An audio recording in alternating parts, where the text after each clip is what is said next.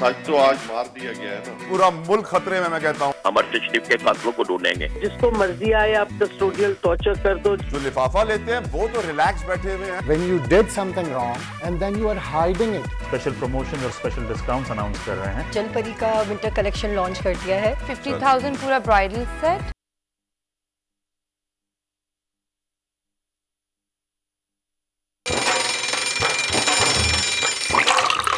आजकल सबकी ही सुबह आउट ऑफ कंट्रोल है, दुनिया बोल है, मेरी दुनिया बोल है। बिस्मिल्लाहिर्रहमानिर्रहीम, अस्सलामु अलैकुम। ख़वातीन और हज़रात, आज जब सुबह मैं उठा और मैंने खबरें देखी तो मैंने सोचा कि मैं सच बोलना छोड़ दूँ। नबी करीम आक़ाए दो जहाँ रहमतुल लिल आलमीन सल्लल्लाहु तआला अलैहि वसल्लम ने जो हमें अल्लाह की तालीमात बताई, उसमें वाज़ेह था कि सच हमेशा मुश्किल और एक ऐसा रास्ता होगा जिस पर चलना हर इंसान के लिए बड़ा कठिन होगा, बड़ी मुश्किलात आएंगी, बड़ी हर्डल्स होंगी। सच का रास्ता ताकतवर बड़ा होता है, मुश्किलात तो होती हैं उसमें। और यकीनन आज कोट ऑफ द डे में मैं ये कहूँगा कि सच को ज़रूर पकड़े रखिए। सच में जितनी ताकत है और किसी चीज़ में नहीं है। सच में ताकत है इनकलाब की, सच में ताकत है रेवोल्यूशन की, एवोल्यूशन की। लेकिन सैडली लोग सच क्योंकि कड़वा होता है, रियलिटी बाइट्स, सच से दूर हो जाते हैं। और जो सच का साथ देते हैं वो हमेशा हक के साथ खड़े होते हैं, वो कभी बातिल की तरफ नहीं जाते, वो हमेशा मुल्क की खातिर बात करते हैं। सहाफत में सच का बड़ा किरदार होता है। हम सहाफ़ियों को चाहिए कि हम सच का साथ दें, हमेशा उसकी बात करें जो मुल्क को कौम के मफाद में हो, जो हमारी नेशनल सिक्योरिटी के मफाद में हो, हमारे इदारों के मफाद में हो, हमारे मुल्क के मुस्तकबिल, हमारी इकॉनमी, हमारी पॉलिटिक्स, हमारी मुआशरती इम्प्रूवमेंट, एवोल्यूशन, रेवोल्यूशन के मफाद में हो, जिसे हम इनकलाब, जिसे हम तब्दीली कहते रहे। लेकिन हुआ यह कि सच को पाकिस्तान में बड़ा खतरा है। सच पाकिस्तान से निकला, दुबई गया, क्योंकि गवर्नमेंट बदल गई थी, फिर सच बोलने की इजाज़त ना रही। दुबई में भी खतरा था उसे, वहाँ से वो लंदन गया, लंदन में भी खतरा था उसे, वहाँ से वो नायरोबी पहुँचा, कीनिया के कैपिटल में। सच को वहाँ भी नहीं छोड़ा गया, निशाना बना दिया गया, शहीद कर दिया गया। नबी करीम सल्लल्लाहु तआला अलैहि वसल्लम ने फरमाया कि मुझसे सुब्हानहू व तआला, अल्लाह सुब्हानहू व तआला ने इतना इम्तिहान लिया कि 100 पहाड़ रेजा रेजा। अल्लाह के प्यारे लोग होते हैं जो सच पे चलते हैं, उनके रास्ते में इम्तिहान ही इम्तिहान होते हैं। लेकिन वो इम्तिहानों से नहीं डरते, वो डरते सिर्फ अपने रब से हैं, आका सल्लल्लाहु अलैहि वसल्लम से, उनके अहले बैत से हैं। और वो हमेशा सच का साथ देते हुए हर कुर्बानी देने को तैयार होते हैं, क्योंकि उन्हें मालूम है कि मरना तो एक दिन है ही। मैंने भी आज यही सुबह सोचा कि मरना तो एक दिन है ही भाई, मौत से डरने का कोई फायदा नहीं है। हाँ, जिंदगी जितनी रब ने लिखी है वो फिक्स है, वो मिलनी है। इस जिंदगी में कुछ कर जाओ, मुल्क की खातिर, कौम की खातिर, सच की खातिर, हक की खातिर। कब तक हम बिकते रहेंगे, कब तक हम डरते रहेंगे, कब तक हम दबते रहेंगे? क्योंकि जिस तरीके से अरशद शरीफ को शहीद किया गया, इट इज़ वेरी सैड। मैं समझता हूँ कि पाकिस्तान में शायद ही कोई हो जो आज अपने आप को महफूज समझ रहा हो, शायद ही कोई हो। क्योंकि पहले हम जो केसेस सुनते आए थे, वो कभी किसी चपरासी किसी केस में होता है, किसी और हाई प्रोफाइल केस में जो लोग इन्वॉल्व होते हैं उनको यहाँ वहाँ कभी दिल का दौरा पड़ जाता है, कभी कोई और मर्ज लाहक हो जाता है, कभी मशकूक मौत वाक़ हो जाती है। अयान अली के आप इंस्पेक्टर को देख लीजिए, बहुत सारे ऐसे हाई प्रोफाइल केसेस हैं। लेकिन अरशद शरीफ आवाज़ उठा रहे थे पाकिस्तान के लिए, आपके लिए, मेरे लिए, हम सब के लिए। और क्या उनका रिजल्ट हुआ? इससे वाज़ेह होता है कि अब अरशद शरीफ कभी मरेंगे नहीं, वो शहीद हो गए हैं। शहीद के लिए अल्लाह ताला कुरान पाक में फरमाते हैं कि शहीद को मुर्दा न कहो, शहीद जिंदा है, मैं उसे खाना खिलाता हूँ। तो यकीनन आज का दिन एक बहुत बड़ा दिन है, एक बहुत बड़ा अलमिया है, एक बहुत बड़ा सानिया है, जिसे मैं उम्मीद करता हूँ, मैं ये दुआ करता हूँ अपने रब से, उनके प्यारों से, जिसकी वास्ते अल्लाह ताला ने पूरी दुनिया बनाई, वजह तख्लीक कायनात का वास्ता देकर रब से दुआ करता हूँ कि पाकिस्तान को और मज़ीद नुकसान ना हो, क्योंकि पाकिस्तान मज़ीद बर्दाश्त नहीं कर सकता। अगर सच को इसी तरह शहीद किया जाता रहा तो फिर सच कहाँ बचेगा, और सच नहीं बचा तो फिर आप जानते हैं कि पाकिस्तान में इस वक्त जो सच का कारोबार है, जो हमारी फॉर्मल इकोनॉमी जिसे मैं कहता हूँ, वो 400 अरब डॉलर होगी, और जो इनफॉर्मल जो झूठ का कारोबार है वो 2000 अरब डॉलर है। हम झूठ के ऊपर इतना रिलाई करते हैं, इतना ट्रस्ट करते हैं कि सच हमसे अब नाराज़ हो जाएगा, और सच नाराज़ हो गया तो फिर हमें मुनाफिकत कूट कूट के भर जाएगी। सच को अपनाइए, सच का रास्ता देखिए। पाकिस्तान के मफाद में सच है इस वक्त। आखिरी ट्वीट क्या थी अरशद शरीफ की, मैं आपके लिए पढ़ना चाहूंगा। मुश्किल वक्त है, गुजर जाना है। मुश्किल वक्त है, गुजर जाना है। अब इमरान खान ही अवाम की जिद हैं। अल्लाह अकबर, मदद मदद बनो। खान का इलेक्शन, यकीनन खान का इलेक्शन में मुकाबला करो, मर्द बनो। It's very sad, it's very sad. आज शायद एक बड़ा अफसोस का दिन है। कहते हैं कि मेरे लिए, मैं सोच में मजबूर हूँ कि आज पाकिस्तान किस डायरेक्शन में है। हम तरक्की कर रहे हैं, तनज़्ज़ुली कर रहे हैं, हम सहाफ़त कर रहे हैं या कुछ और कर रहे हैं। क्योंकि अगर सहाफ़त में आपने लिफाफे लेकर ही नैरेटिव्स क्रिएट करने हैं तो यकीनन सहाफ़त तो नहीं बची।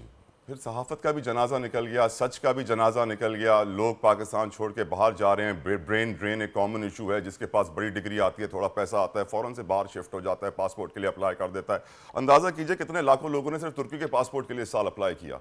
वजह क्या थी? ना एजुकेशन, ना हेल्थ, ना सिक्योरिटी। सिक्योरिटी की बात करें तो तहफ़्फ़ुज़ फराम करना हुकूमत का अव्वलीन फ़र्ज़ है, हर शहरी के जान और माल की। फिर क्यों अरशद शरीफ को मुल्क से भागना पड़ा? उसके भागने के ऊपर सब खामोश क्यों रहे?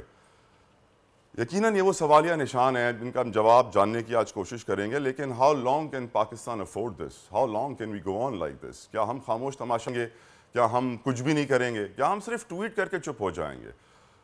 लॉन्ग मार्च की बातें बहुत हो गई। यकीनन अवाम निकलेंगे और अवाम अपने राइट के लिए निकलेंगे, क्योंकि अब पाकिस्तान की बारी है। पाकिस्तान को आज नुकसान पहुंचाया गया, अरशद शरीफ को नहीं। अरशद शरीफ की फैमिली तो हमेशा से शहीद होती आई है। 2011 में भी जब उनके वालिद को दिल का दौरा पड़ा था, उनके भाई बन्नू में मेजर अशरफ ड्यूटी कर रहे थे और जब रस्ते में आए तो उनको दहशतगर्दों ने निशाना बना के शहीद कर दिया। तो यकीनन इससे वाज़ेह हो जाता है कि हमारा मुल्क आज खतरे में है। नॉट जस्ट वन इंडिविजुअल, सब खतरे में है। अगर हम सब एक ना हुए, आज भी हम सियासत के पीछे भागते रहे, आज भी हम नोट के पीछे भागते रहे, आज भी हम करप्शन, चोरी, दो नंबरी, धोखाधड़ी और इस तरह के काम करते रहे, तो हम बहुत प्रॉब्लम्स का सामना करेंगे। और अब कितना, हमारे बच्चे भी तो हैं, हम तो 60% यूथ हैं।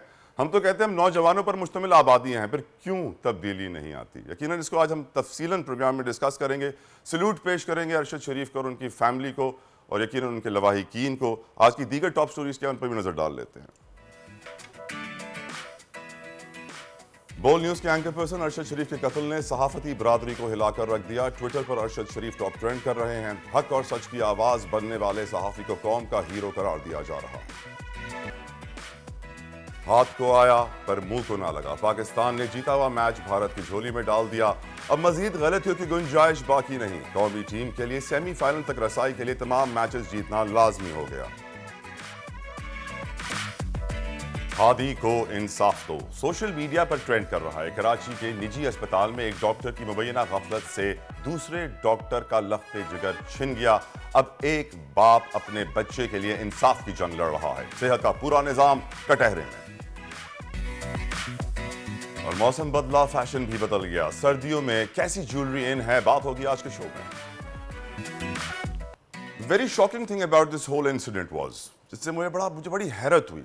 जब भी कोई ऐसा अफसोसनाक वाकया, कोई असैसिनेशन रूनुमा होती है, तो उसके बाद जो चीज़ देखी जाती है वो ये है कि कब खबर आई है, कितनी देर लग रही है खबर आने में, इदारे क्या कर रहे हैं, इन्वेस्टिगेटर्स क्या कर रहे हैं, हमारा फॉरेन ऑफिस क्या कर रहा है, वहाँ की एम्बेसी वहाँ क्या कर रही है, किस तरह की वहाँ से इंफॉर्मेशन दी जा रही है, दी भी जा रही है कि नहीं दी जा रही है। देखा यही गया कि इंफॉर्मेशन बहुत स्लो आ रही थी। क्यों स्लो आई है, इस वक्त तक क्या डिटेल्स हमारे पास आ चुकी हैं, कन्फर्म डिटेल्स, क्योंकि कन्फर्म डिटेल्स या तो फैमिली से आ रही हैं और कहीं से नहीं आ रही हैं। अब्बास शबीर हमारे साथ मौजूद हैं। अब्बास, बताइए क्या डिटेल्स अब तक आप तक पहुँच चुकी हैं?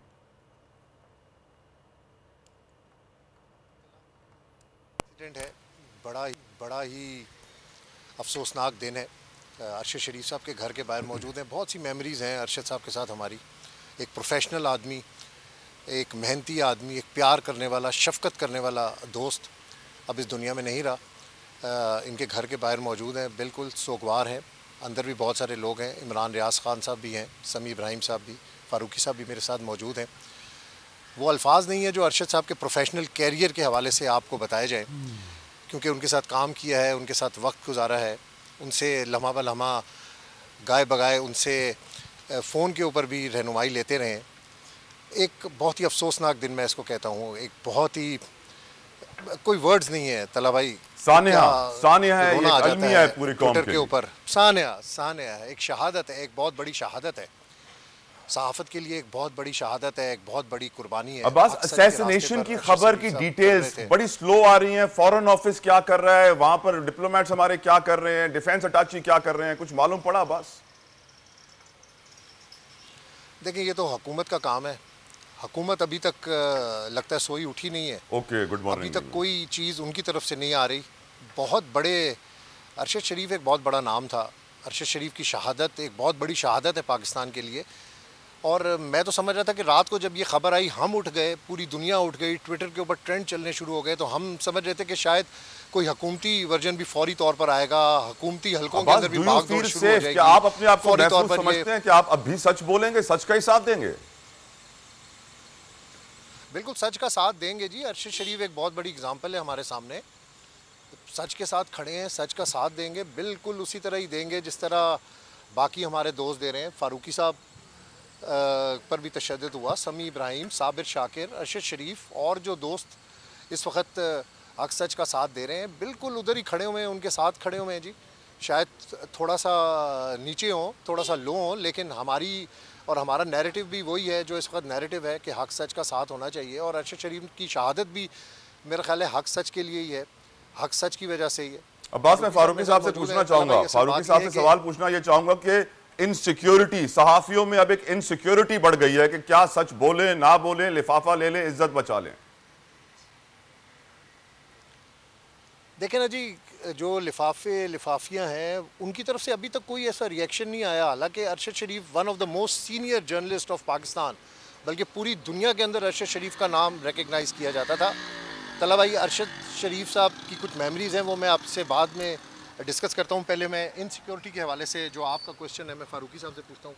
इनसिक्योरिटी है, लिफाफियाँ, उस तरह की सहाफ़त है पाकिस्तान में। हक सच की सहाफ़त पर तो अरशद शरीफ ने शहादत दे दी। बात शबीर भाई, यकीन करें कि इस टॉपिक पर बात करने के लिए ऐसा लगता है कि लफ्ज़ कम पड़ रहे हैं। अरशद शरीफ बतौर himself he was an institution, A journalistic institution. वो इतनी बड़े कद का मालिक शख्स था कि उन्होंने जितनी रिसर्च करके शोज़ और रिपोर्ट राइटिंग उन्होंने पाकिस्तान में इंट्रोड्यूस कराई, मेरे ख्याल में और किसी में दम खम नहीं है। और ये 2-2 टके के मेरे मुंह से कुछ सुनते हैं, इन लोगों ने कंडेमिनेटरी ट्वीट करना मुनासिब नहीं समझा।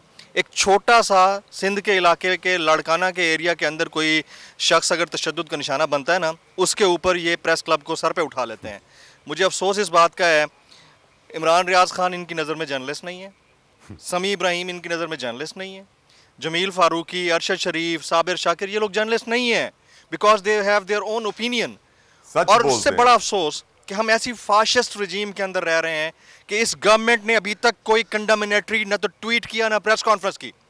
और उससे बढ़कर ये कि हमारा बेगैरत बिकाऊ कॉर्पोरेट मीडिया सिवाय एक आध चैनल के बाकी तमाम चैनल ने बायकॉट कर रखा है। यार, आप खबर ना चलाने में भी, खबर चलाने में भी तरद्दुद का मुजाहरा करते हैं। आप ये अखलाकी सहाफती बददियानती करते हुए डूब नहीं मरते? होगा आपका अपना एजेंडा। खबर तो खबर होती है ना, खबर तो किसी की मोहताज नहीं होती। खबर का तो किसी से कोई रिश्ता नहीं होता। खबर किसी की फुफी या मासी नहीं होती। खबर तो इंडिपेंडेंट है ना यार, वो तो दो कम अज़ कम। और बहुत सारे ऐसे चैनल हैं जिन्होंने खबर नहीं दी है, बहुत सारे ऐसे सहाफ़ी हैं जिन्होंने इस पर बात करना मुनासिब नहीं समझा। मैं जब एबडक्ट हुआ हम पर बात नहीं हुई। समी साहब को जिस तरह टारगेटेड अटैक किया गया ऑफिस के बाहर, उनसे मुतालिक किसी ने खबर नहीं चलाई। तो मेरे ख्याल में this is high time for the media professionals कि आप थोड़ा अकल के नाखून लें। ये दायरा है, आज इस दायरे में अरशद शरीफ आए हैं, कल कोई और आएगा, परसों कोई और आएगा, और ये फिर सब पे ऊपर आएगा। तो मेरे ख्याल में और उससे ऊपर जो है हमारी गवर्नमेंट, उनको कम अज़ कम अकल के नाखून लेते हुए अरशद भाई की बॉडी तो वापस करवानी चाहिए।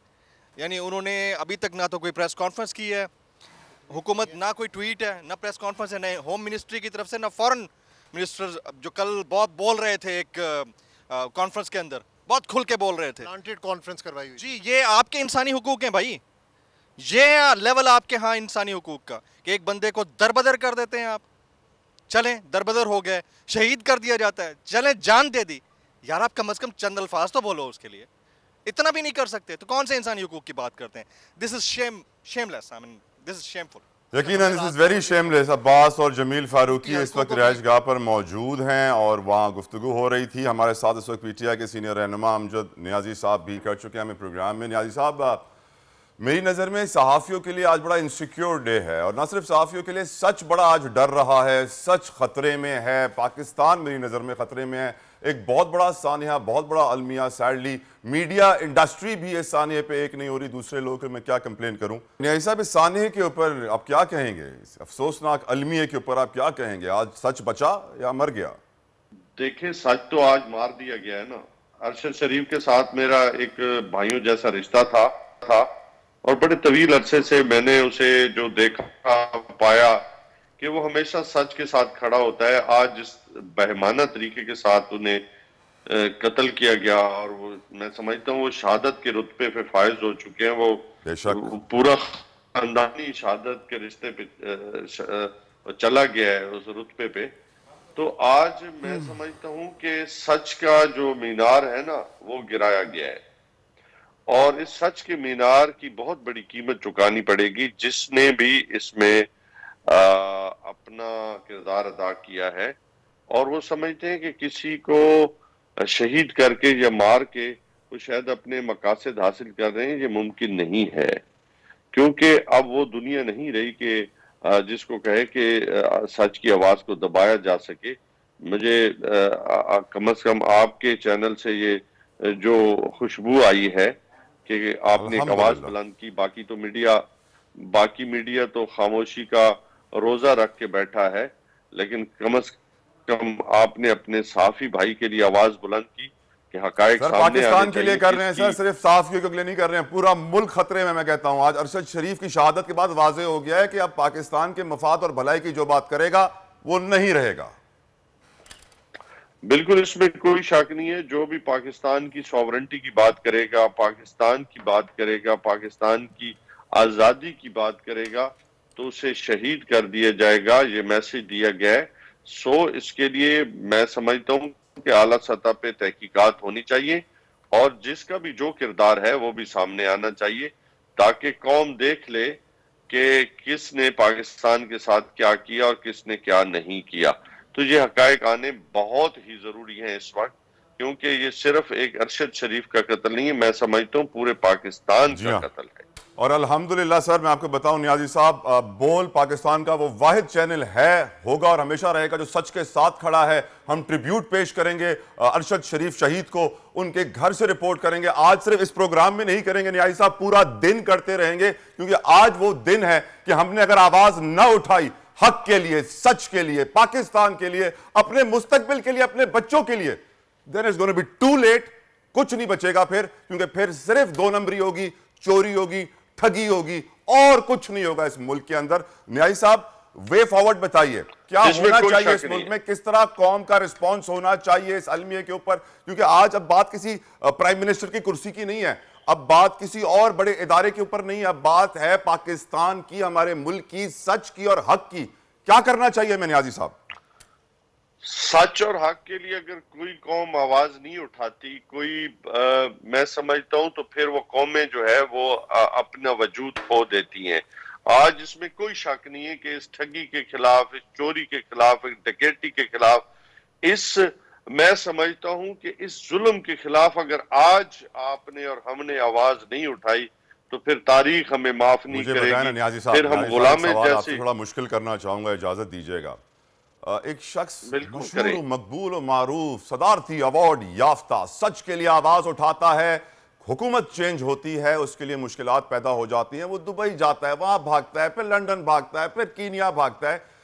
सच का साथ देने वाला कोई नहीं था। मौला कायनात हजरत अली अलैहिस्सलाम ने फरमाया था कि मेरे बताए हुए रस्तों पे चलोगे, मुश्किल होगा, सच होगा, लेकिन तुम्हारे अपने दोस्त भी तुम्हें छोड़ जाएंगे।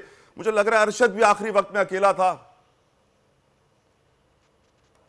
इसमें कोई शक नहीं। वो कहते हैं ना कि सच के साथ खड़े होने वाले बहुत कम लोग होते हैं। सच की आवाज को लेकिन दबाया नहीं जा सकता, क्योंकि सच की आवाज का जो सफर है वो रुकता नहीं होता और खून कभी रायगा नहीं होता। क्योंकि आज वो लोग भी हैं जो यजीद के साथ खड़े थे, बिल्कुल सही। आज वो लोग भी हैं जो हुसैन की शहादत को आज भी देखिए मतलब वो हम आज भी कहते हैं ना कि हुसैन के बगैर जो इस्लाम जिंदा है, उसके बगैर इस्लाम जो है वो इस्लाम जिंदा होता है करबला के बाद। इस्लाम जिंदा है हर करबला के बाद। बेशक। तो आप खुद सोचें कि हुसैन को कभी किसी दौर में नहीं दबाया जा सका और यजीद तारीख में मिट जाया करते। बेशक। हमारे इस दौर का यजीद कैसे मिटेगा, सवाल तो अब ये है। नियाज़ी साहब मेरे साथ इस वक्त मौजूद है, सेक्रेटरी जनरल PFUJ राना अजीम साहब, उनकी तरफ जाऊंगा गुफ्तगू में। राना साहब आपका शुक्रिया, आपने अपना वक्त दिया। इस अलमिये पर, इस सानहे पर क्या होगा किरदार PFUJ का, और आपका दिल आज राना साहब क्या कहता है? क्या आप भी सच बोलते रहेंगे? बात यह है कि जी मैं तो सुबह से जिस वक्त से ये सुना है एक सकते के आलम में, और एक ही सवाल है मेरा कि वो कौन था जिसने अरशद शरीफ को शहीद किया? जी हाँ सर, इंफॉर्मेशन नहीं आ रही, किस तरह हुआ, डिटेल्स क्या है, असैसिनेशन कैसे हुई, गाड़ी में थे, कहां से कहां जा रहे थे, कोई डिटेल्स नहीं आ रही, और ये मजीद सवालिया निशान लग रहे हैं इसके ऊपर इस वक्त। जी बिल्कुल सवालिया निशान है। बात यह है कि एक आज सहाफत को बिल्कुल खत्म करने की कोशिश की गई। आज आजादी शहीद कर दिया सर, खत्म क्या मतलब राना साहब? गई सहाफत, कौन सी सहाफत? हर सहाफी, मैं सुबह उठ के सोच रहा था सच बोलूं ना बोलूं। क्यों नहीं बोलेंगे? सच बोलेंगे, हम सवाल पूछेंगे, हम अरशद शरीफ के कातलों को ढूंढेंगे, हम उन सामने लाएंगे, हम उनके लिए आवाज बुलंद करेंगे, सच बोलते रहेंगे, सच नहीं रुकेगा। अरशद शरीफ की शहादत को जाया करना है, अरशद शरीफ की शहादत को खत्म करना चाहते हैं, ऐसा कभी नहीं होगा। अरशद शरीफ का जो मिशन था, मेरा भी वही मिशन है, समी इब्राहिम साहब का भी वही है, आपका भी वही है, हम सबका वही मिशन है। सच पूछेंगे, सच बोलेंगे, सच को सामने लाएंगे, सच को दिखाएंगे। कितने कितने लाशें और ये गिराएंगे, कितने लोगों को ये सजा देंगे, राना साहब जब वो भाग रहे थे, जब सच भाग रहा था एक मुल्क से दूसरे मुल्क में सर, तब तो किसी ने राना साहब उसका साथ नहीं दिया। नहीं, मैं आपको एक तो बड़ा क्लियर करूं, अरशद शरीफ साहब का पहले दिन से हम साथ दे रहे हैं, समी इब्राहिम का पहले दिन से साथ दे रहे हैं। मेरे तो ट्वीट्स, मेरे तो IFJ की प्रेस रिलीज, हमारी एहतजाज हमारी अदालत में भेजी, हर चीज इस बात की है। हर शख्स अपनी जगह पे खड़ा है, जो नहीं खड़े वो हमारी सफों में है ही। सर जिस इदारे के लिए अरशद साहब ने, अरशद शहीद साहब ने पूरी जिंदगी मेहनत की, खिदमत की, आज वो उनकी खबर चलाते हुए शर्मा रहा है, इससे अफसोस की बात क्या होगी? हम सहाफी हैं और सहाफी ही रहेंगे और इंशाल्लाह सच बोलते रहेंगे।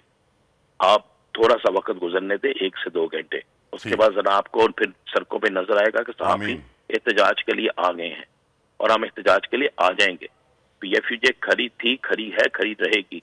सर वही रस्मी एहतजाज, 20-25 लोग खड़े होंगे बैनर्स पकड़ के, या कुछ डिफरेंट होगा इस दफा? जब तक रिजल्ट नहीं आएंगे बैठे रहेंगे? बात यह है कि 20-25 हो या 1 हो, हम खड़े हैं, खड़े रहेंगे, और इसी तरह काफिले बनते हैं। कितनों को मारेंगे? न्याजी साहब, राइट राना साहब, न्याजी साहब, PTI एहतजाज करेगी आज आपकी तरफ से, आपकी जमात की तरफ से कुछ होगा, या फिर ट्वीट्स ओनली? नहीं, पाकिस्तान तहरीक इंसाफ शहीदों के साथ कभी भी उनको अकेला नहीं छोड़ेगी, और पाकिस्तान तहरीक इंसाफ और जनाब इमरान खान उस शहीद की बात हो रही है जिसके आखिरी ट्वीट में था खान का इलेक्शन में मुकाबला करो, ये उस शहीद की बात हो रही है सर। बिल्कुल, इसमें कोई शक नहीं है कि इमरान खान के साथ, मेरे साथ, अरशद शरीफ का जो रिश्ता था, रिश्ता है, पाकिस्तान के साथ जो उसका रिश्ता था और है, उसको कोई तोड़ नहीं सकता, और ना हम टूटने देंगे। इंशाअल्लाह ताला हर एक पाकिस्तानी आज अरशद शरीफ के साथ खड़ा है, सिर्फ आज होगा और क़यामत के दिन भी सिर्फ आज नियाजी साहब। तो इस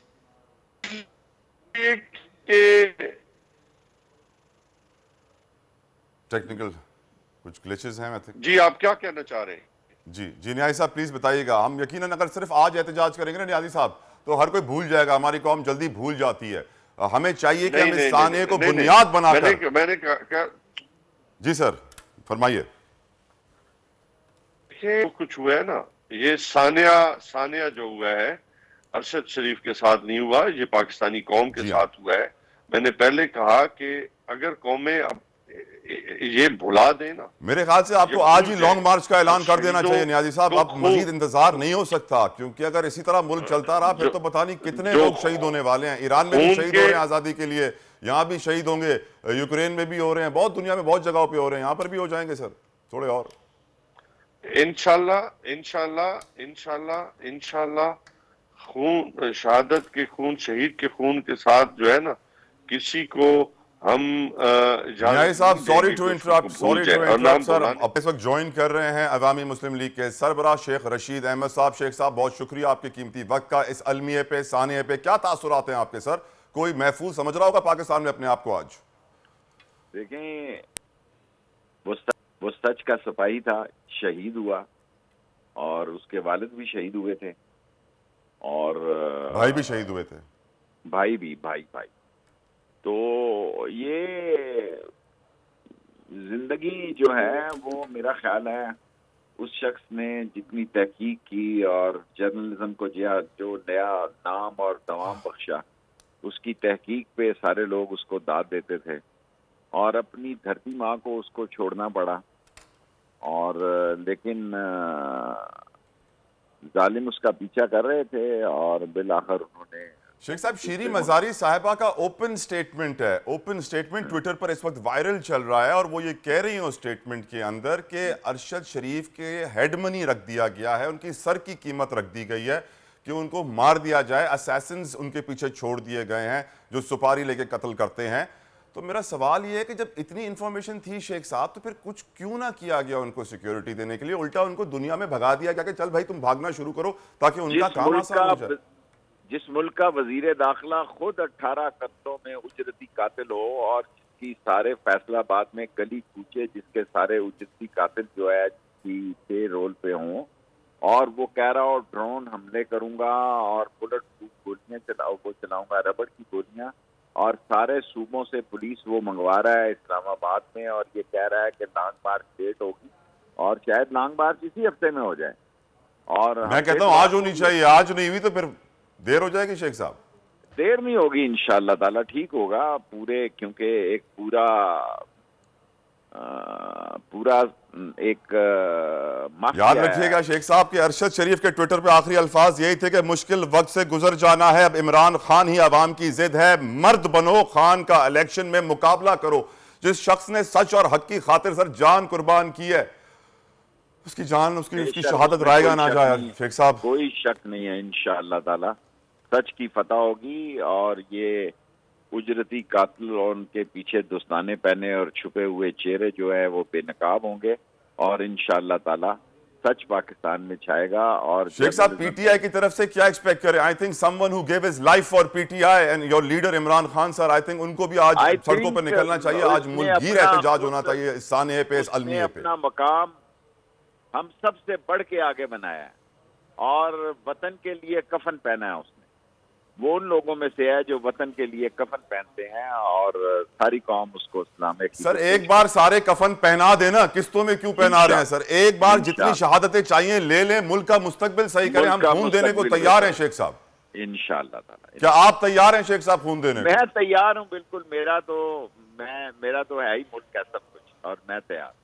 और हकीकत तो ये है शेख साहब, आपके घर पे भी रेडें पड़ रही हैं, आपके घर के भी पीछे पड़े हुए हैं, काफी दफा आपको भी छुपना पड़ जाता है, हालात इस कदर खराब है, किसी को नहीं मालूम कब कौन कहां मर जाए। शेख साहब कामयाबी दे, अल्लाह कामयाबी दे, बस वतन, अल्लाह कामयाबी दे, वतन का मुस्तकबिल। न्याजी साहब, अब there are lot of question marks in my head right now. मैं काफ़ी सारी चीज़ें समझ नहीं पा रहा हूँ न्याजी साहब कि हम किस तरीके से आगे बढ़ेंगे, क्या ऐसे ही मुल्क चलता रहेगा? There is no other solution. एक बार सारी शहादतें ले लीजिए, जितना खून चाहिए ले लीजिए, मुल्क को बख्श दीजिए, कौम को बख्श दीजिए, हमारे बच्चों के मुस्तकबिल को न्याजी साहब बख्श दीजिए, और उसके लिए बहुत बड़ी एक रेवोल्यूशन, एक मूवमेंट चाहिए, जो इस वक्त सिवाय आपकी लॉन्ग मार्च के मुझे कोई और नजर नहीं आ रही। मैं हमेशा से आपके जब भी प्रोग्राम में आता हूं, मैं एक ही बात करता हूं कि मुल्क एक सॉफ्ट इनकलाब की तरफ बढ़ रहा है, जो अंधों को तो नजर नहीं आ रहा, लेकिन जिनके चेहरे रोशन है, जिनकी आंखें रोशन है, जिनके दिल रोशन है, उनको नजर आ रहा है, और कौम उस तरफ आहिस्ता आहिस्ता बढ़ रही है। इमरान खान साहब चाहते हैं कि मुल्क के अंदर इंतशार न हो, बल्कि एक सॉफ्ट इनकलाब हो। उस सॉफ्ट इनकलाब ने इन सारे चोरों ठगों को जो है ना बहा के ले जाना है, वापसी नहीं रही।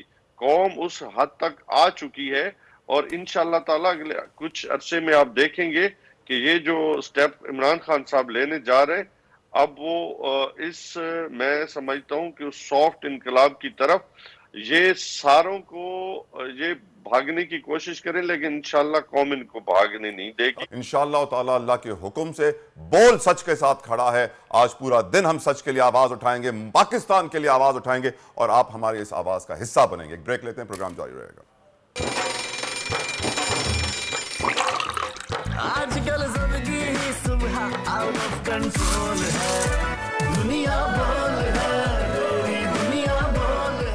पाकिस्तान के नंबर 1 एंकर में जिन्हें कहूंगा, सहाफती इंडस्ट्री के सबसे बड़े सुतून, हक और सच की आवाज बनने वाले अरशद शरीफ आज हम में नहीं रहे। जहां फानी से कूच कर गए, कीनिया के कैपिटल नायरोबी में उनको शहीद किया गया है। उनकी शहादत की डिटेल्स क्या हुआ, किस तरह उनको शहीद किया गया, अब तक वाज़े तौर पर सामने नहीं आई हैं। जो रीसेंट अपडेट्स थी वो ये थी कि इस्लामाबाद हाई कोर्ट ने कल तक रिपोर्ट तलब कर ली है।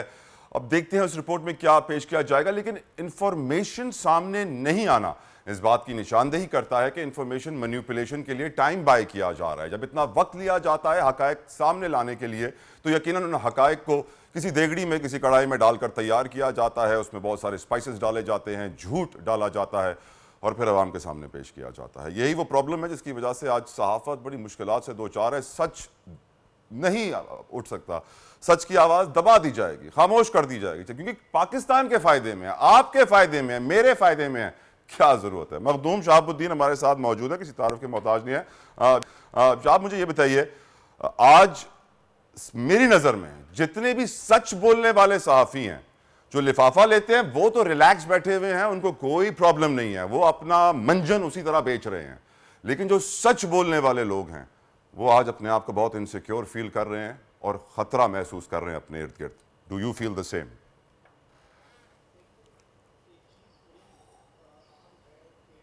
यकीनन सबको नहीं आ रहा कि अरशद शरीफ साहब जिस तरह हमसे जुदा हुए हैं और जिस तरह के हालात में वो मुल्क की खातिर मुल्क से दूर रहे, और इस सब के अंदर एक चीज बड़ी वाज़ेह है कि ये बात भी मुमकिन है मेरा सर न मिलेगा लेकिन मेरी आंखों में तुझे डर न मिलेगा। अरशद शरीफ साहब जो है उन्होंने हक और सच पर कोई कॉम्प्रोमाइज नहीं किया, और मैं अभी तक अपने आसाब पर काबू पाने की पिछले चंद घंटों से बहुत कोशिश कर रहा था। लेकिन एक चीज बड़ी वाज़ेह है कि आज हम सब कर्ब में हैं, आज हम सब अपने लड़खड़ाती जुबान, अपने रूहानी आवाज पर शायद काबू नहीं पा सक रहे। हम सब जो है वो अंदर से टूट चुके हैं। लेकिन ये एक सहाफत का जो सबसे मैं समझता हूँ पाकिस्तान में बड़ा नाम थे अरशद शरीफ साहब, ये उनके हमसे बिछड़ जाने का गम है। हमारे इस गम को, हमारे इस दुख को डर से इबारत ना किया जाए, और ये एक नई तहरीक है। वो अहमद फराज ने कहा था ना कि मैं कट गिरूं के सलामत रहूं, यकीन है मुझे कि ये हिसारे सितम कोई तो गिराएगा। अहमद फराज जैसे लोग बचे हैं अब पाकिस्तान में। बस जी यही है कि वो फराज ने कहा था कि तमाम उम्र की ईज़ा नसीबियों की कसम, मेरे कलम का सफर रायगा ना जाएगा। तो इंशाल्लाह हमारा ये वादा है अरशद शरीफ साहब से कि उनके कलम का सफर रायगा नहीं जाने देंगे हम। और ये अगर डराने की कोशिश है, किस बात की है सैडनेस मुझे इस बात की है, मुझे अफसोस ज्यादा इस बात का है। अरशद शरीफ तो एक इंसान था, शहीद हो गया, वो उसने सच और हक का साथ दिया। लेकिन जो सच और हक शहीद हुआ है ना, वो अपने पैरों पर शायद दोबारा उस तरह खड़ा हो पाए। ये आज का दिन हमें बता देगा मखदूम साहब, आज का दिन मालूम पड़ जाएगा कि ये कौम किस तरह एक होती है। अगर ये कौम एक हुई तो वी नो कि सच और हक जिंदा है। पाकिस्तान की एक बड़ी सियासतदान ओपनली बता रही हैं कि उनके पास ऐसे रूमर्स हैं, इंफॉर्मेशन है कि हेड मनी दिया गया है, दहशत गर्दों को सर की कीमत दी गई है अरशद शरीफ के कि उनको कत्ल किया जाए। यही वजह थी कि अरशद शरीफ पहले यूएई गए, फिर लंदन गए और फिर कीनिया गए। तो यकीनन इससे वाज़ेह हो जाता है कि किस तरीके से पाकिस्तान में मौत बांटी जा रही है, सच का कत्लेआम किया जा रहा है। शहीद होना यकीनन बहुत बड़ा दर्जा है, बहुत बड़ा मकाम है। शहीद को मुर्दा नहीं कह सकते, कुरान में लिखा हुआ है शहीद को मुर्दा ना कहो। यह हमें बता देता है कि अल्लाह की नज़र में हक और सच का साथ देना कितनी बड़ी चीज़ है। और असल ज़िंदगी ये नहीं है ख़वातीन व हज़रात, असल ज़िंदगी वो है कि जब हमारी रूह कब्ज़ होगी और हम कब्र में जाएंगे, तब वो कभी ना ख़त्म होने वाली ज़िंदगी का आगाज़ होगा। असल ज़िंदगी वो है जिस ज़िंदगी में हम इस वक्त हैं, इसे हम कहते हैं खेल तमाशा। इस खेल तमाशे को लोगों ने बहुत सीरियसली ले लिया है, दुनियावी चीज़ों से बहुत प्यार करने लगे हैं। कुर्सी का नशा, ताकत का नशा, पैसे का नशा सर चढ़कर इस कदर बोल रहा है कि शायद ही अब मैं समझता हूं कि सच जिंदा रहा है। मखदूम शहाबुद्दीन, आप हमारे साथ हैं, तो I would like to take your closing remarks before we go towards the break. बिल्कुल, मैं ये समझता हूँ कि जो सबसे अहम चीज़ है जो इस वक्त तहकीकात होनी चाहिए अरशद शरीफ साहब के हवाले से, वो ये है कि एक बड़ा high powered supreme judicial council बनाया जाए और उस काउंसिल में चले कत्ल की तहकीकात तो होंगी, तहकीकात बहुत जरूरी है। शाह, मुझे ब्रेक का कहा जा रहा है, आई एम सो सॉरी। हमारे साथ रहिए, will continue our discussion with you. एक ब्रेक लेते हैं, हमारे साथ रहिएगा। आजकल जिंदगी ही सुबह आउट ऑफ कंट्रोल है, दुनिया बोल है, दुनिया बोल है।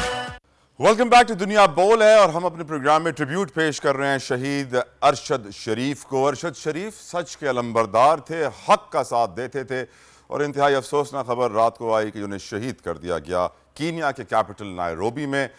हैरत अंगेज बात ये, अचंभे की बात ये, यकीन नहीं आ रहा मुझे इस वक्त कि अब तक उनके कत्ल की वारदात की तफसीलात मौसूल नहीं हुई हैं। वी डोंट नो किस तरह कत्ल हुए हैं, किस तरह उनको शहीद किया गया है। शीरी मज़ारी साहबा का एक स्टेटमेंट है जो वैसे ही वायरल चल रहा है, वो कह रही हैं कि जी हेड मनी रख दिया गया है अरशद शरीफ के सर के ऊपर, टेररिस्ट तंजीमों को, दहशतगर्दों को बोला गया है इतने पैसे मिलेंगे, अरशद शरीफ को कत्ल करो। तो यकीनन इससे वाज़ेह हो जाता है, 2+2 कर लेते हैं लोग और मालूम पड़ जाता है क्या सूरत हाल है। मखदूम शहाबुद्दीन हमारे साथ मौजूद हैं, अब्बास शब्बीर हमारे साथ मौजूद हैं इस डिस्कशन में। अब्बास शब्बीर सुबह से ही घर के बाहर मौजूद हैं। इस वक्त हमें ज्वाइन कर रही हैं पीटीआई के सीनियर रहनुमा शीरी मज़ारी साहिबा। शीरी साहिबा, आपका स्टेटमेंट इस वक्त ट्विटर पर बहुत ज्यादा वायरल है, हर कोई सोचता, पहले से ही ये इशारे मिल चुके थे कि हेड मनी दे दिया गया है अरशद शरीफ के सर पे, दहशतगर्द उसके पीछे हैं, तो फिर तो उसे सिक्योरिटी प्रोवाइड करनी चाहिए थी कि बोलना चाहिए था कि भाग जाओ मुल्क से बाहर। देखिए, मेरे ख्याल में जिन्होंने सिक्योरिटी देनी होती है वो तो तैयार नहीं थे, और इस वास्ते उसको मुल्क छोड़ना पड़ा। और फिर मुझे उसने ये भी बताया कि दुबई भी छोड़ना पड़ा, क्योंकि वहां तक वो पहुंच गए थे कि किधर दुबई में है, और उसके बाद उसने किसी को नहीं बताया किधर वो गया, और उसने अपनी तरफ से सोचा ये सेफ्टी होगी, बट वाज़े तौर पे जिनकी लंबी रीच है वो पहुंच गए, और एक स्नाइपर से एक bullet shot on the head. Sniper confirm हुआ है शीरी साहिबा? देखिए, बात ये है, सबसे पहली खबर जो अपेरेंटली उनको ड्राइव कर रहे थे, जो उन्होंने खबर जब दी तो यही था, स्नाइपर शॉट थी सर पे। Clear assassination that means? बिल्कुल असैसिनेशन। उसके बाद अजीबोगरीब बात हुई कि जी कोई चेस हो रहा था, ड्रग कैरिंग कोई क्रिमिनल्स थे, तो केनियन पुलिस चेस कर रही थी, तो उसी गाड़ी में अरशद शरीफ बैठे थे, तो उनको भी शूट कर दिया, और पता नहीं अजीब अजीब ये। और फिर आप हमारे कई टीवी चैनल्स देख लें, उन्होंने पहले कहा कि असैसिनेशन है, मर्डर है, फिर कहा जी एक्सीडेंट है। ये कोई मानने वाली बात नहीं है, ना कोई मानेगा। ये टारगेट किलिंग है, ये मर्डर है। किसने किया है ये मर्डर? किसके हाथों पर लहू ढूंढूं मैं अरशद शरीफ का? ये तो वही सवाल है, कौन वो अरशद का? शीरी साहिबा, इशारे तो सारे आपको मिले हैं, वीडियो आपकी वायरल है, I am sure you have the most inside information from all of us. I don't have all the information. मुझे तो जो अरशद ने बताया जब वो मुल्क छोड़ के गया, तो उसी वजह से कह रही हूँ, बट ये वाजे है कि जाहिर है असैसिनेशन हुई है। किस चीजों पे वो बात कर रहा था, आगे का लाहे अमल बताइए शीरी साहिबा। मेरा ख्याल में इसमें प्रॉपर इन्वेस्टिगेशन होनी चाहिए, और मैं समझती हूँ कि जैसे वो MQM का जो मर्डर हुआ था लंदन में, तो FIR इधर रजिस्टर हुई थी पाकिस्तान में, तो हमें भी इधर रजिस्टर करवानी चाहिए FIR पाकिस्तान में। और मेरा कौन रजिस्टर करवाएगा? PTI रजिस्टर करवाएगी शीरी साहिबा? आई थिंक, मुझे नहीं पता लीगली कौन करवा सकता है या लवाइकीन करा सकते हैं, बट मोर इम्पोर्टेंट एक जुडिशल कमीशन बने, क्योंकि ये जिस तरीके से हालात जा रहे हैं कि जिसको मर्जी आए आप कस्टोडियल टॉर्चर कर दो, जिसको मर्जी आए आप कत्ले आम कर दो, ये कब तक चलता रहेगा ये सिस्टम? ये नहीं चल सकता।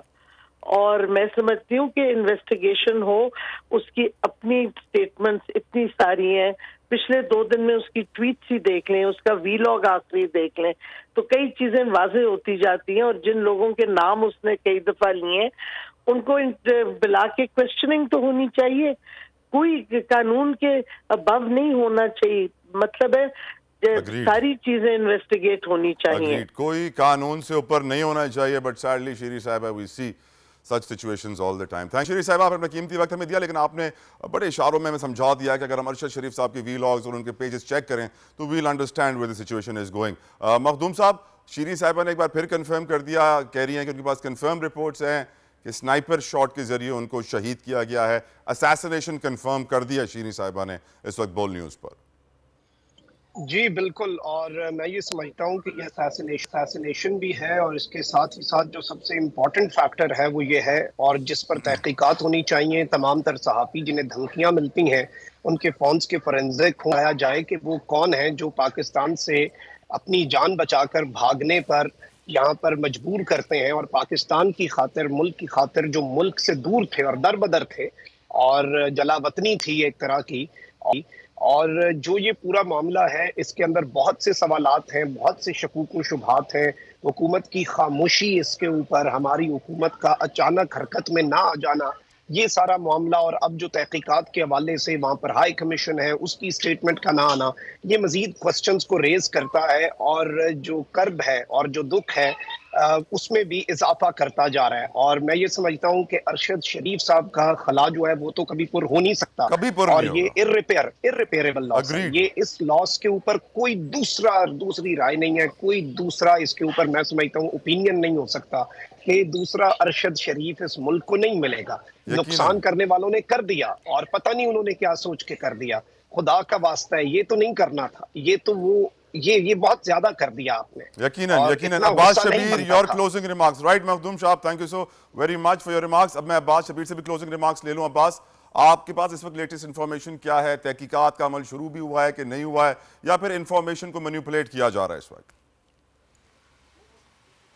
देखें, अभी तो इन्फॉर्मेशन को मैनिपुलेट किया जा रहा है, लेकिन एक बहुत बड़ा लॉस है तला भाई, बहुत बड़ा। अरशद शरीफ साहब के घर के बाहर मौजूद हैं, जहाँ पर लोगों की आमद का सिलसिला जारी है। शेख रशीद साहब भी यहाँ पर आए हैं, मेरे साथ फ़खरुर रहमान मौजूद हैं, चूँकि ये भी बहुत पुराने जर्नलिस्ट हैं, अरशद साहब के पुराने साथी हैं। थोड़ा से मैं व्यूज़ जानना चाह रहा हूँ अरशद साहब के प्रोफेशनल कैरियर पर, कमेंट करिएगा। सबसे पहले तो मेरा भाई मुझसे आज जुदा हो गया। अरशद शरीफ पाकिस्तान में सहाफ़त का एक ऐसा सितारा था, एक इंडिपेंडेंट जर्नलिस्ट, एक निहायत नरम दिल इंसान, और उसने जितनी भी जर्नलिज़म की हमेशा डॉक्यूमेंट्स पे स्टोरीज़ थी। उसके कत्ल के ख़बर आने के साथ ही मुझे ऐसा लगा जैसे मेरी दुनिया ही ख़त्म हो गई। अभी उनकी वालदा से मुलाकात हुई, सलाम है उनके जज्बे को, सलाम है उनकी हिम्मत को। उनके वालिद साहब जो थे वो शहीद हुए, उनके भाई शहीद हुए, और आज अरशद की शहीद होने की इत्तला आई। आज पाकिस्तान में सहाफ़त का बहुत बड़ा कत्ल हुआ है। अरशद शरीफ हमारे साथ आज टीवी में भी थे, अरशद शरीफ ARY न्यूज़ में, डॉन में, जहाँ से भी आप अरशद शरीफ की खबर उठा के देखेंगे आपको कभी ये नहीं लगेगा कि उन्होंने कोई मैनिपुलेशन की हुई है। ऑब्जेक्टिव जर्नलिज़म किया हमेशा। मेरे तो वो हीरो ही थे, मैं हमेशा उसको हीरो ही कहता था। चंद दिन पहले मेरी उनसे गुफ्तगू हुई थी और मैं उनको कह रहा था कि जल्द आप वापस आएंगे। अरशद ने मुझे कहा कि बस बहुत हो गया है, अब मुझसे यहाँ पे नहीं रुका जा रहा है, मैं वापस आना चाहता हूँ। यकीनन अब्बास शबीर, अरशद शरीफ शहीद हमारे दिलों में हमेशा जिंदा रहेंगी। ये वो बाब है सहाफत का जो कभी मर नहीं सकता, कभी दफन नहीं हो सकता, कभी भुलाया नहीं जा सकता, हमेशा हमारे साथ जिंदा रहेगा। और जो हक और सच के साथी होंगे, जो जानते हैं कि करबला पे हक को बातिल क्यों कहा जाता है, वो यकीनन हमेशा हक के साथ रहेंगे, चाहे फिर सर कटाना ही क्यों ना पड़ जाए, सर झुकाएंगे नहीं। शुक्रिया अदा करूंगा मखदूम शहाबुद्दीन का, अब्बास शबीर का, और दुआ करूंगा अपने कि सहाफत को जिंदा रखिए, सच को जिंदा रखिए, क्योंकि अगर सच मर गया तो सहाफत भी मरेगा और फिर उसे बचाने वाला कोई ना होगा। लेकिन यकीनन हमें अपनी सोसाइटी के दूसरे इश्यूज को भी डिस्कस करना है। बहुत सारे और इंपॉर्टेंट पहलू भी होते हैं हमारी सोसाइटी में, जैसे कि इस वक्त मेरे साथ मौजूद हैं, एक बहुत गम में हैं, एक वालिद हैं जिनके बच्चे का कत्ल हुआ है उनकी नज़र में। इनका नाम है डॉक्टर सैयद मुनव्वर आलम, खुद डॉक्टर है। उनके बच्चे की डिलीवरी थी 9 सितंबर को इस साल में, और पटेल हॉस्पिटल में उसकी डिलीवरी थी। बच्चे की हेल्थ बहुत ज़्यादा थी, 4 किलो से ज़्यादा बच्चे का वजन था, जिसकी वजह से डॉक्टर्स ने पहले से ही इसको सी सेक्शन डिलीवरी के जरिए करना था, सिस्टम पूरा प्रोसीजर। लेकिन फिर लास्ट सेकंड पे डॉक्टर्स ने डिसीजन चेंज करके उसको एक नेचुरल डिलीवरी में कन्वर्ट कर दिया, जिसके बाद 24 सितंबर को उस बच्चे की मौत वाकई हो गई। वो बच्चा जब पैदा हुआ तो उसकी हाथ की हड्डी टूटी हुई थी। मेरे साथ इस वक्त वो वालिद मौजूद हैं जिनके पास वो एक्सरे भी हैं, और जब इन्होंने मुझे वो एक्सरे दिखाया तो मुझे एहसास हुआ कि जिसका बच्चा पैदा हो और डिलीवरी के दौरान उस बच्चे के हाथ की हड्डी टूट जाए, उस बात पर क्या गुजरती होगी। यकीनन डॉक्टर सैयद, आपका शुक्रिया, आपने अपना कीमती वक्त हमें दिया। आप खुद भी एक डॉक्टर हैं, क्या हुआ, किसकी नेग्लिजेंस थी? अस्सलाम वालेकुम, thank you for providing me this forum. सबसे पहले I would like to extend my condolences for this huge अल्लाह ताला हमारे शहीद भाई के दर्जात बुलंद फरमाए, उन्हें जन्नतुल फिरदौस में आला मकाम अता फरमाए, आमीन।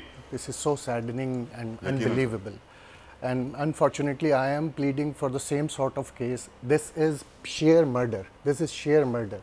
When I am saying this is criminal negligence, you know why?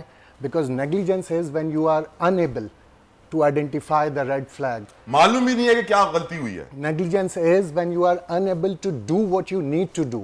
Negligence of omission. But crime negligence is, criminal negligence is when you did something wrong and then you are hiding it.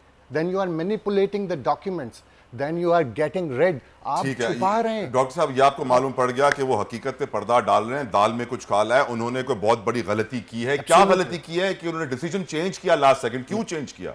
The point is कि जो 4.3 kg WHO recommendation, बिल्कुल, 4.3 kg should not have been born normally, जिसको किया इन्होंने, they applied whatever they applied और forceful deliver कराने से shoulder डिस्ट्रोक किया, ह्यूमरस फ्रैक्चर। मैं हैरान हूं, ये एक्सरे इनके हाथ में, अगर आप उस हड्डी के ऊपर उंगली रखिए जो टूटी हुई है ताकि कैमरामैन जूम इन कर सके, तो अंदाजा कीजिए कि जिस शख्स का बच्चा पैदा हो और पैदा होते ही उसको बता दिया जाए कि हॉस्पिटल में जो प्रोसीजर हुआ था नेचुरल डिलीवरी का, वो इस कदर वहां पे नॉन प्रोफेशनल लोग थे कि बच्चे को डिलीवर करते हुए ही उसका हाथ तोड़ दिया। अंदाजा कीजिए, क्योंकि यकीनन अगर आपकी कोई औलाद है तो ही शायद आपके दर्द समझ पाएंगे कि बच्चा पैदा हुआ और टूटे हुए हाथ के साथ पैदा हुआ। वजह यह थी कि उसकी सेहत 4 kg से ज्यादा वजन था, 4.3 kg। और सोचिए कि पहले से डॉक्टर्स को मालूम था कि बच्चे की सेहत ज्यादा है, लेकिन फिर भी पटेल हॉस्पिटल की ये इतनी बड़ी गलती, और फिर इसको छुपाने की कोशिश कि हम एज बोल न्यूज पिछले 2 दिनों से पटेल हॉस्पिटल से राब्ता कर रहे हैं, अपना उनका मौकफ मांग रहे हैं, उनसे उनका वर्जन मांग रहे हैं, नहीं दे रहे। वजह यह है कि पाकिस्तानी बच्चों को मारना उनके लिए शायद कोई बड़ी बात नहीं है। सलमान सईद हमारे नुमाइंदे हॉस्पिटल के बाहर से उन्होंने रिपोर्ट किया। जी सलमान सलीम, हमें बताइए क्या वहां पे सूरत हाल है, क्या देखा आपने? जी देखिए, बिल्कुल इस वक्त हम पटेल हॉस्पिटल के बाहर मौजूद हैं और आज से 1 महीना कबल जो है एक अफसोसनाक वाक़या पेश आया था। मुनव्वर एक शख्स है जिसके बेटे की जो है वो यहाँ पर विलादत हुई थी। तहम डॉक्टर आयशा हसन जिन्होंने जो गायनिकोलॉजिस्ट थी इस पूरे मामले की, और जो डॉक्टर थी जो इस पूरे मामले को देख रही थी, उनकी गफलत जो है वो वाज़ेह तौर के ऊपर इस पूरे मामले में सामने आई है। जो मुनव्वर साहब हैं जिनके बेटे की का इंतकाल यहाँ पर हुआ है, 14 दिन इनको जो है वो वेंटिलेटर पे रखा गया और उसके बाद जो है वो उनका इंतकाल हो गया। वजह ये बताई जा रही है कि जो डॉक्टर हैं उन्होंने काफ़ी गफलत की, पैदाइश के अंदर काफ़ी गफलत की, और साथ साथ जो मेन चीज़ होती है वो डॉक्टर कंसल्टेशन होती है, उसके अंदर उन्होंने काफ़ी बहुत हैरत। सलमान, बहुत हैरत की बात है कि पटेल हॉस्पिटल अपनी गलती पे नदामत का मुजाहरा करने के बजाय, माफ़ी मांगने के बजाय पर्दा डालने की कोशिश कर रहा है। आपके साथ उनका रवैया क्या था डॉक्टर साहब? Absolutely unacceptable. क्या कर रहे थे? बदतमीजी कर रहे थे आपसे? What they gave me is a 2-pager saying it is statistically acceptable. These things can happen in 13%, 7%, 3%. यानी अपनी गलती पर पर्दा डालने के लिए स्टैटिस्टिक्स आपके सामने रख दिए। हो सकता है ऐसा हो जाए, 100 में से 1 केस हो जाता है। My question is, how many times can you see all these 6 complications happening in the same kid?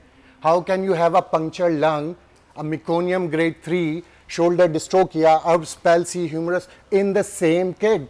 What were you doing? Exactly 6 issues in the same kid. 6 कौन-कौन से इशू फिर से मुझे बताइएगा? एक तो हाथ टूटा हुआ था। हाथ टूटा हुआ था, शोल्डर डिस्लोकेट हो गया, वर्टिब्रल कॉलम में यहाँ हेमाटोमा हो गया, मैक्सिलरी बोन डैमेज हुई, लंग पंक्चर हो गया। कहाँ शिकायत लेकर गए आप? किसी हेल्थ कमीशन में? हेल्थ केयर कमीशन में I am there and they are looking into, they are investigating and probably they are going to take their due time.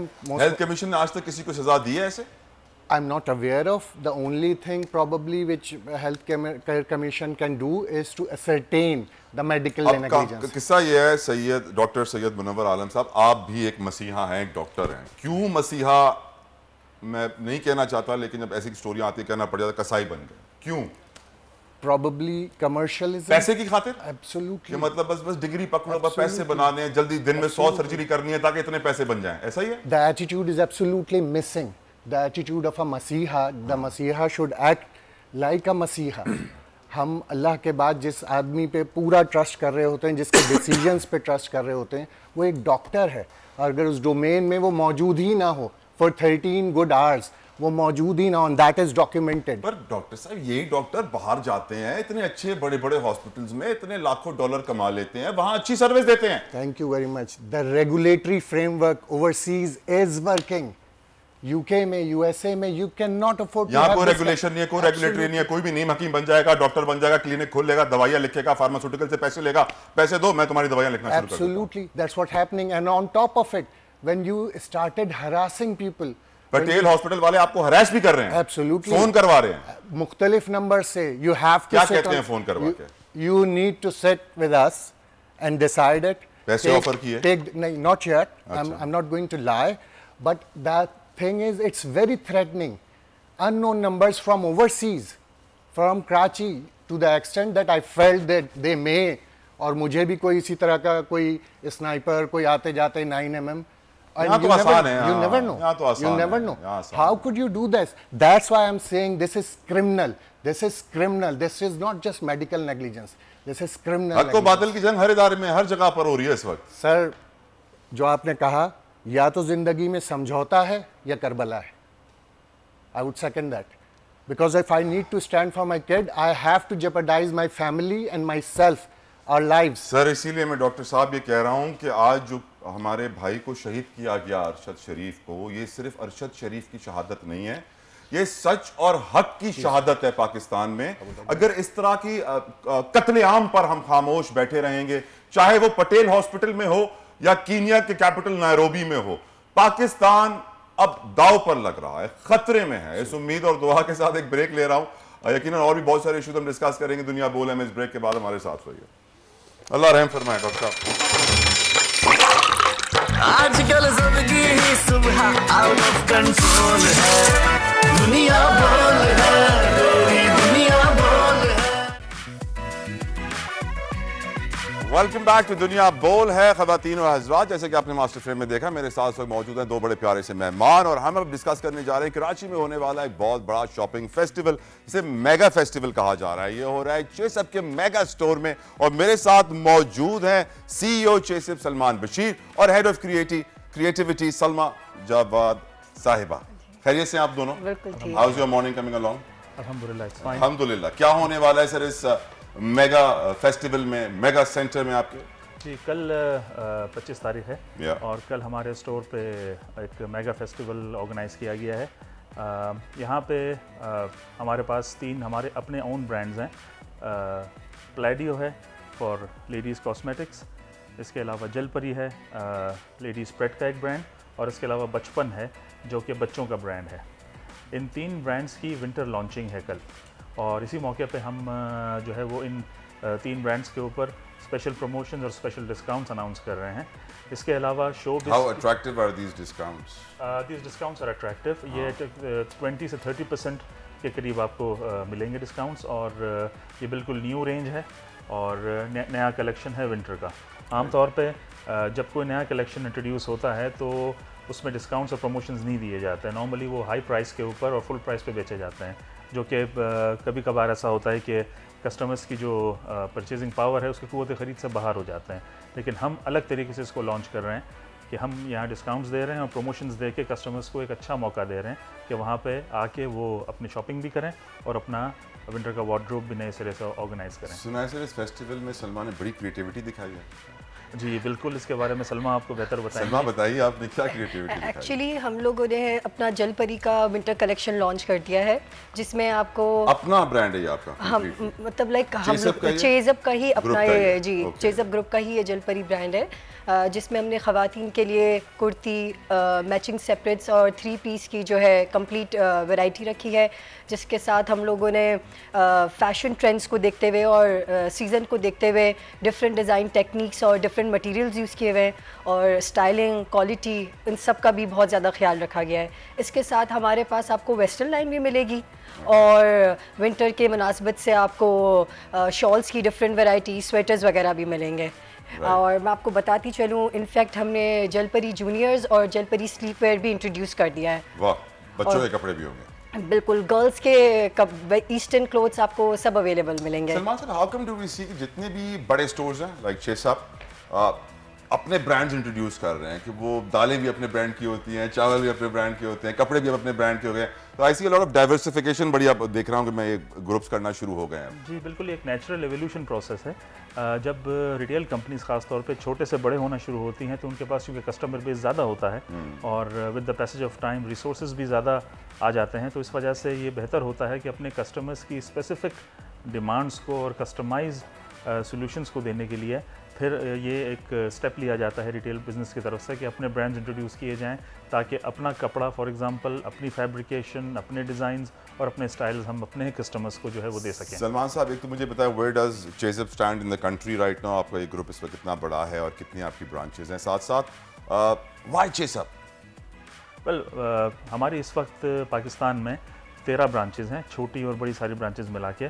Karachi के साथ साथ हम पंजाब में भी मौजूद हैं। Great. और इंशाल्लाह ओवर द इयर्स बिज़नेस को ग्रो करने का भी एक प्लान है हमारा।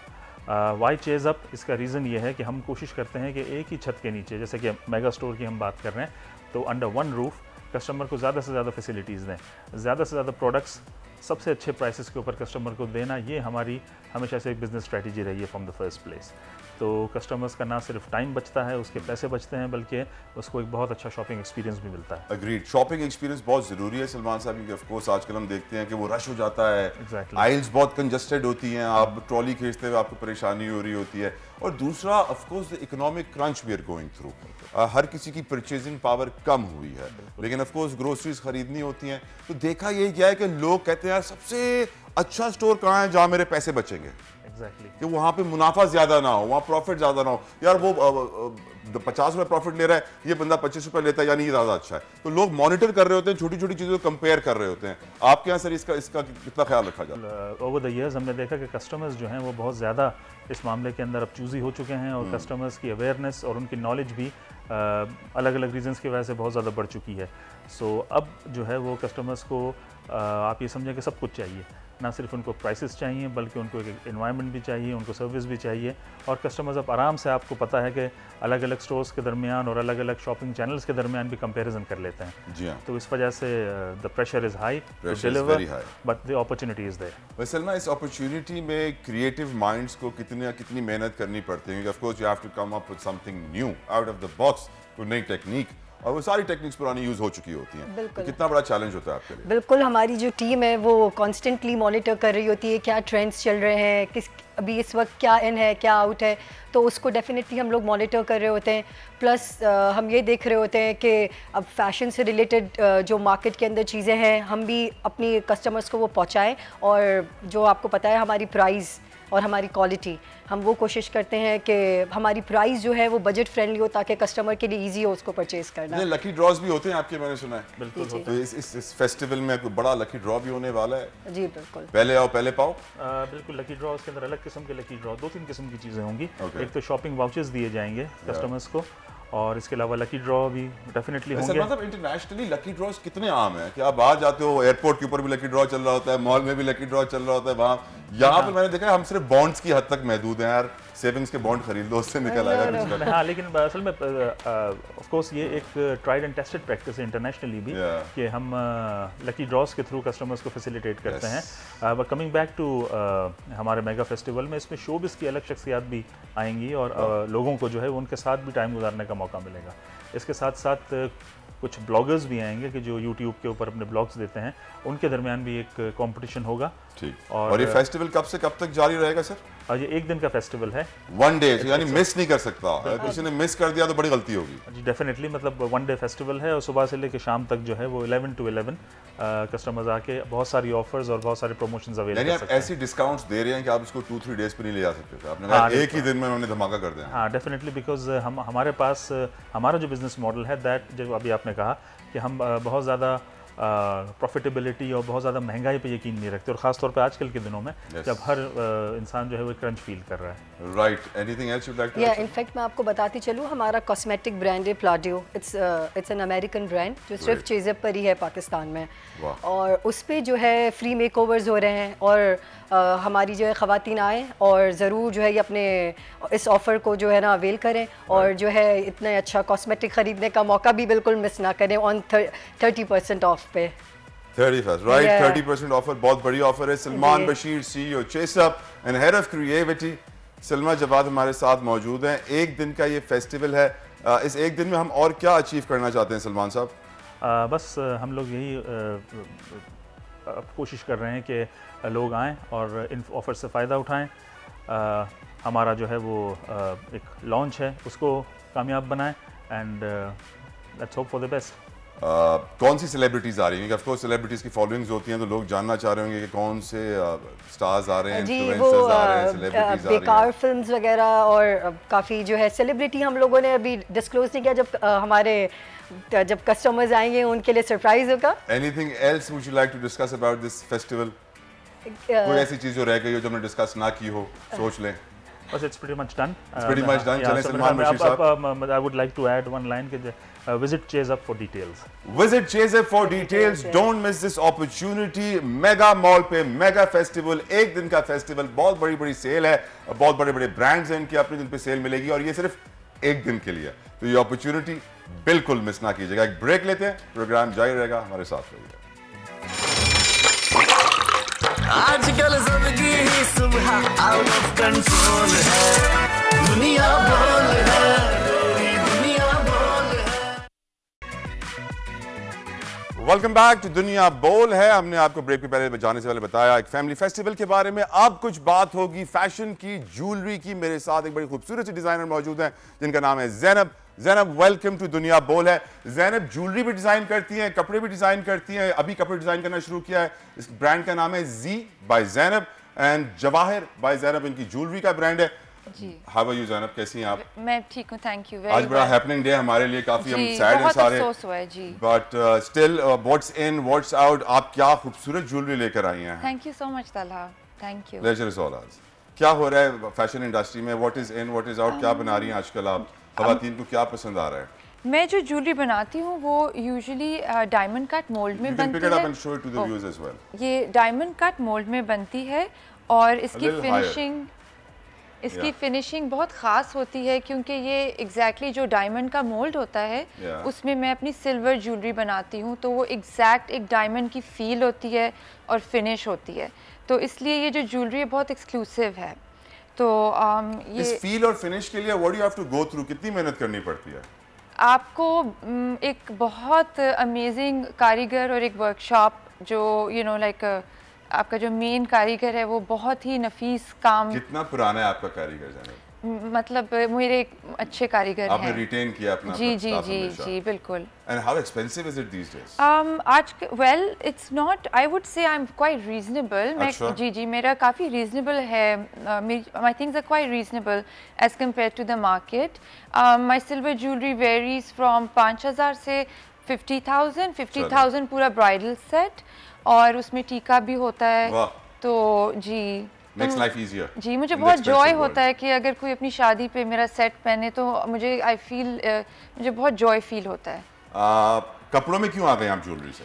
एक्चुअली मैंने जो अपना कॉलेज ग्रेजुएशन टेक्सटाइल्स और फैशन डिज़ाइन में किया था इंडस वैली से, तो मैं पहले करती थी कपड़े काफ़ी साल पहले, फिर मैंने योगा फिटनेस उसमें वेंचर किया। जब मेरा वो एक प्लेटो रीच हो गया, then I went back to my my basics of my art and design background, तो फिर मैंने दोबारा से कपड़ों का शुरू किया है। और जी बाय ज़ैनब का रिस्पांस कैसा आ रहा है? माशाल्लाह, very well. People want to buy your clothes, yes. buy I'm your wearing jewelry, one of my where do they outfits. go? Yes. अभी उनको आपका आउटफिट समझ नहीं आ रहा, आपको खड़े होकर दिखाना पड़ेगा और they won't know.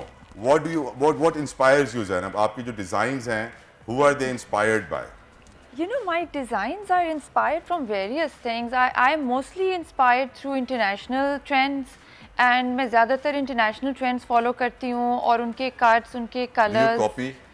You know, I try not to, Tala. I don't. Do others? दूसरे लोग copy करते हैं? That's no, that's not my thing. But I don't. I take my inspiration and I make my own concept out of it. जैसे ये वाले मेरे dress का जो इंस्पिरेशन है वो मुगल ज्वेलरी का है। Okay. तो मैं अपनी जिस तरह कॉलेज में मैंने पढ़ाई की थी उसी तरह मैं कॉलेज गई, मैंने रिसर्च किया, लाइब्रेरी गई, बैक टू स्कूल, तो मैंने अपना कलेक्शन उस तरह मतलब बिल्कुल like a student मैंने And I see green is your favorite color. You know, well it is. It is. Emerald, yes. Right. Zainab, आजकल फैशन इंडस्ट्री कहाँ जा रही है? Do you think it is evolving for the good? या फिर हम सिर्फ फॉलो कर रहे होते हैं वेस्ट को कि जो उसने पहन लिया, वो जो उसने पहन लिया, वो इन्फ्लुएंसर ने पहन लिया, उसी को कॉपी करो, उसी को कंटिन्यू करो? Actually, I think Pakistani fashion has a lot of its उसका अपना एक एसेंस है, अपनी पर्सनालिटी जी बिल्कुल है, बिल्कुल। और अगर आप फैशन को फॉलो करते हैं तो आप देखते हैं कि डिफरेंट कंट्रीज़ का जो एक फैशन के कॉन्सेप्ट्स हैं बहुत यूनिक हैं। तो हर मुल्क का जो फैशन है बहुत खूबसूरत है और एज ए डिज़ाइनर आप दूसरों को देख के एक इंस्पिरेशन ले सकते हैं और उसको एक अपना यूनिक मतलब आइडिया, अपना यूनिक पीस बना जी। तो उस तरह मतलब मैं कहती हूँ कि कॉपी की ज़रूरत नहीं होती, आपका अपना एक सेंस होता है, आप किसी से इंस्पायर हो सकते हैं लेकिन डिज़ाइन आपका खुद हो। Why is green your favorite color? Nature से आपका क्या रिश्ता है? एक तो ये आई थिंक जेम कलर्स मुझे बहुत पसंद हैं, फिर emerald is close to my heart, so are a few other colors, but lately I'm really fond of emerald. ये बताइए कि आप पत्थरों की शौकीन हैं, आपने बहुत सारे स्टोन्स का जिक्र किया।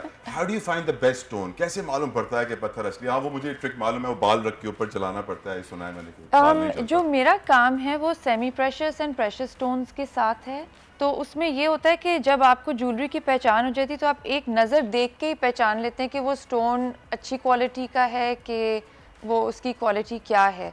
तो जब आप स्टोन्स के साथ ज्वेलरी के साथ काम करते हैं तो सेकंड नेचर हो जाती है, आपको मतलब चीज़ की पहचान हो जाती है। What would you recommend to all the viewers, especially the young girls who are watching you right now, what to wear, what not to wear these days? You know, I would say you should follow your own sense of style. आप अपना जो ये नहीं कि जब blindly किसी चीज़ को follow करें, हमेशा ये जो चीज़ आपकी पर्सनैलिटी को सूट करे, जो आपको मतलब जैसे कुछ एक अपना एक यूनिकनेस, अपनी एक क्लासिक भी चीज़ होती है, उससे आप इंस्पायर हो सकते हैं। I always like to believe that a person should have their own unique sense of style. But don't you think, Zainab, that the celebrities these days and all these influencers, yes, वो style influence कर देते हैं अगले को कि यार मैं पहन रहा हूँ तो अच्छा है, तुम भी पहनो, and they start copying them और अपना style खो देते हैं। हाँ, ये फिर it's really on the person. But if something is beautiful, then why not? I mean, if somebody is wearing a beautiful pink, मेरे को कितना खूबसूरत लग रहा है उन पे, तो मेरा भी दिल चाहेगा मैं भी एक अच्छा सा पिंक जोड़ा बनवाऊँ, तो I mean, why not? उस तरह देखा जाए तो it's a good thing to get inspired. यकीनन, and how can we get to your clothes and your jewelry if someone's watching you right now? Well, at the moment, I am working through exhibitions. I had my recent exhibition at Ensemble, and podcast पे भी मैं करती हूँ, और अभी मैंने online orders अपने शुरू किए हैं Instagram पे, और मेरा usually जो काम है exhibitions के through है। Last year मैंने अमेरिका में भी exhibit किया था, तो इसी तरह मैं अपने काम को ऑनलाइन जी। All the best to you, Zainab. हमारी दुआएं आपके साथ हैं। I hope your brand grows further and people can enjoy your jewelry and your clothes. यकीनन आज का दिन was a very happening day for all of us at home, जो आप देख रहे हैं हमारे लिए भी, क्योंकि यकीनन आज एक बहुत बड़ा सानिया, बहुत सैड डे था हमारे एक साथी के साथ जो हुआ, और इस वक्त तक जब हम प्रोग्राम कर रहे हैं ब्रेक में मैंने कोशिश की थी कि इंफॉर्मेशन हासिल करूं, ये कोई अपडेट्स आई हो, मालूम पड़ा हो कितने बजे एग्जैक्टली कहाँ ये इंसिडेंट हुआ है, कौन सी सड़क थी, कौन सी लोकेशन से दूसरी लोकेशन पे जा रहे थे।